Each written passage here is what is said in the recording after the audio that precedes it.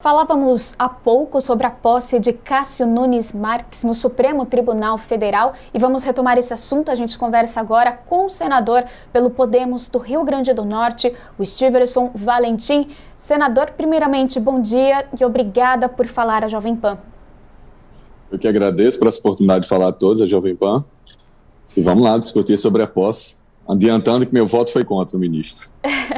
Bom, é exatamente sobre isso que nós vamos conversar. Senador, Cássio Nunes Marques, então, será empossado no Supremo Tribunal Federal com promessa de atuação objetiva, disposição ao diálogo e garantismo. Senador, o senhor concorda com esse discurso, com o perfil desenhado? Concordaria com o discurso se a gente visse na prática, se tivesse justamente todas essas palavras aplicáveis. O garantismo que ele tanto repetiu, porque é uma indicação do senhor Jair Bolsonaro que não agradou a ala conservadora, porque ele não deixou claro, não demonstrou posições em relação a algumas perguntas feitas pelos senadores durante 10 horas, não convenceu a parte, no meu caso também conservador, direita, não convenceu em relação à Lava Jato, e acabei de ver essa notícia aí, que ele vai herdar, além dos 1.800 processos, que vai subir esse número, ele vai herdar esse principalmente, como outros de interesse da família do presidente. Então a gente tem que observar, acho que o Brasil vai observar, como está observando, não só o Congresso, não só o Senado, a Câmara, mas passou a observar mais e de forma mais discutível as decisões do STF.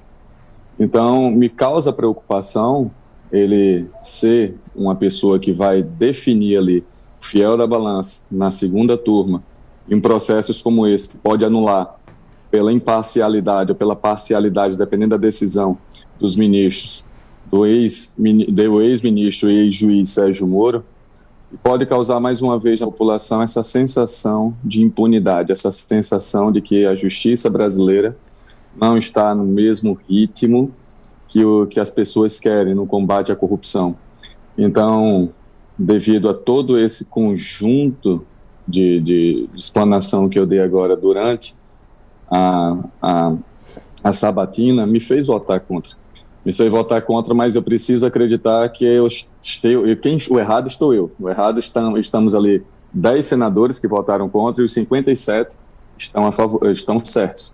Porque o nosso país já não suporta mais a gente ter uma expectativa, ter uma esperança, está aguardando que as coisas, sei lá, melhorem, né? Coisas que eu entrei na política motivado pela Operação Lava Jato, pelo combate à corrupção, por uma história no Brasil que a gente nunca tinha enxergado até agora, e o que a gente enxerga é uma contramão, um freio que puxaram, uma desaceleração em tudo isso, e o que causa temor à população brasileira. Senador, vamos continuar também nessa linha. Cássio Marques Nunes foi aprovado em uma sabatina de clima ameno e recheada de elogios, como você até acabou de dar alguns exemplos para a gente, né? Foi falado sobre a Lava Jato, prisão em segunda instância, sobre o aborto e, como eu disse, recheado de elogios. Na sua opinião, o que você acredita, né? O que motivou tantos senadores, então, a votarem a favor dele? Bom, primeiro foi a indicação duvidosa, né? Até então ele não respondeu uma pergunta simples do senador Iovisto, qual a relação que ele tinha com o senhor presidente, porque magistrados temos milhares aqui no nosso país e de competência jurídica também incalculáveis, também temos. Normalmente aquele cargo ali é uma indicação política, quem o indicou? Então a indicação vindo da presidência da República que agrada os maiores partidos que hoje estão no comando da política brasileira, PP, DEM, MDB, e que agrada até a esquerda, então é no mínimo de causar um espanto. Aquele clima ali de confraria que as pessoas puderam ver durante a sabatina, é justamente porque já tinha sido feito a sabatina antes, ele já tinha caminhado, é uma praxe dos indicados, procurarem senadores dias antes para poder convencer de suas ideias. Eu não recebi no meu gabinete, eu não tive chance de conversar com ele anteriormente, mas tive chance de observar por 10 horas respostas evasivas, respostas que se esquivavam, respostas que não eram precisas, que não mostrava ali o posicionamento dele, que é impossível um ser humano que ocupa um cargo hoje de magistratura, um cargo de juiz, um cargo que vai decidir vida de pessoas ali através de um processo, que ele não exponha as suas opiniões particulares, que ele não exponha os seus posicionamentos e que a gente exija uma imparcialidade completa de um juiz. Então, é uma dúvida que eu tinha e é uma dúvida que, por isso, não votei a favor dele. Você quase que respondeu a minha próxima pergunta, mas eu também quero reforçar. Então, como que você avalia toda a trajetória de Cássio Marques Nunes, principalmente a indicação do presidente Jair Bolsonaro, o encontro na casa de Gilmar Mendes, com outros componentes do governo? Como que você avalia isso? Então, como eu falei no início, é uma indicação que não agradou a parte brasileiro que quer combate à corrupção, ele não agradou. Ele não mostrou ali que não deu o posicionamento dele certo. E, como eu já falei, dentro da segunda turma já existe uma divisão clara entre o Fachin, entre a Carmen Lúcia e o Lewandowski e o Gilmar Mendes. Aí a gente vai ficar na expectativa de essa indicação agora do presidente vai seguir para qual lado.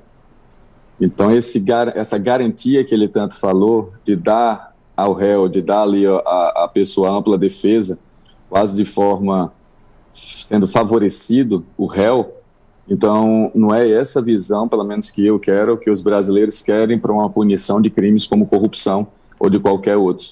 O que a gente precisa para o nosso país, e o que o brasileiro quer, e eu escuto muito nas ruas, fui eleito por essas pessoas, querem que as punições sejam severas e sejam aplicáveis a todos. Então, é de causar uma suspeição, é de causar, no mínimo, a dúvida, né? A indicação que agradou pessoas que são oposições ferrenhas ao governo e estarem ali expondo, declarando votos abertos de positivo, ele tem um histórico interessante, ele tem um histórico, isso é inegável, que ele veio de uma renda baixa, ele veio do Nordeste, ele veio ali do Piauí, mas também é inegável que ele tem aproximação íntima com muitos políticos, uma aproximação com os políticos do estado dele, como governador daquele estado, como senadores daquele estado. A esposa dele estava empregada dentro do Senado, ainda está, e ele não sabia explicar o que ela estava fazendo até ali. Então, isso mostra o grau de comprometimento, o grau de envolvimento que um magistrado tem com políticos. Por mais que a indicação seja política, mas aquela sabatina já mostrou que já era um jogo de cartas marcadas, já estava tudo certo já. Só não acertaram com 10, né? E eu estou dentro. Eu estava entre eles. Então, o que eu torço e o que eu espero é que o senhor ministro tome essa posse, que ele dê a celeridade nos processos a qual a gente soube que ele dava quando era desembargador no TRF1. Então, são muitos processos que estão esperando. A justiça do Brasil é lenta, inconclusiva, ainda não é aquela justiça que o povo brasileiro procura. Claro, sempre vai ter aquelas insatisfações, e eu sou um dos insatisfeitos, tanto que assinei vários pedidos de impeachment e CPI de lava-toga assim que eu entrei no Senado. Sou insatisfeito com o STF, eu estou na parcela dos 40% que não concordam com suas decisões, discussões que deveriam estar dentro do Congresso, está na mão do STF, eles não têm esse poder, o poder era para ser, e também admito, em 2 anos de Senado, a morosidade, a lentidão, a falta de interesse por alguns temas que mexem com a população brasileira, e isso deixa essa margem, essa brecha para que o STF vá fazer essa legislação através de jurisprudência, através de súmula, através de conclusões, que daqui a pouco, daqui a alguns anos, se modifica tudo, né? É o caso do pedido do Rede para o foro privilegiado do Flávio Bolsonaro com o caso das rachadinhas. Em 2018 tem a decisão de que o foro prevalece no cargo se ele cometeu o crime, mas agora já vai se discutir de novo, como foi também pelo Toffoli, no ano de 2019, a paralisação de vários processos, a pedido também do Flávio Bolsonaro, de paralisar, porque o COAF teria que pedir autorização ao juiz para fazer aquela investigação. E assim a gente vai vendo a mudança de humores e opiniões dentro de um Supremo Tribunal Federal de 11 cabeças e 11 decisões distintas. Então não dá para ficar esperando o Congresso que o STF tome o lugar, usurpe esse lugar do Legislativo. Tem que ter mais postura, mais altivez do Senado, do Congresso, e tomar a frente dessas pautas que também não é tão popular, ou não é tão populistas, ou favorece tanta população, porque talvez desagrade alguma classe. Desagrade um lado, e esse lado, para o político, pode ser uma vantagem na hora da eleição. Senador, e para finalizar, em conversas reservadas, Nunes Marques tem dito que o juiz deve se expressar no voto, no acordão e não fazer um discurso sobre aquilo que vai julgar. É um estilo bastante diferente, protagonizado pelo seu antecessor, o ministro Celso de Mello. E com isso, você falou, né, sobre as expectativas gerais, né, do que você espera para o mandato dele, mas o que a gente pode prever como um desafio para o desembargador logo de início?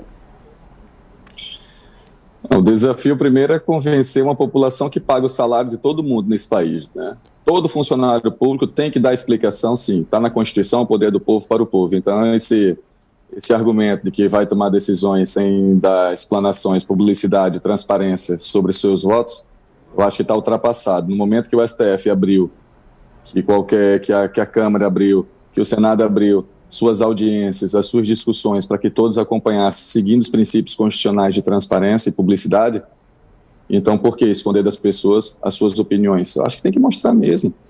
Não que o juiz vá em situações, eu acho, particulares, ele fala sobre isso, sobre os seus temas, né?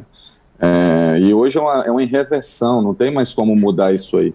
Hoje os juízes, os promotores, isso a gente viu muito na Lava Jato, e através disso ficamos informados, através disso temos hoje conhecimento e temos também a esperança, pelo menos que está diminuindo, de que vários poderosos políticos, empresários foram presos devido àquela demonstração para a população brasileira saber o que acontecia nos bastidores.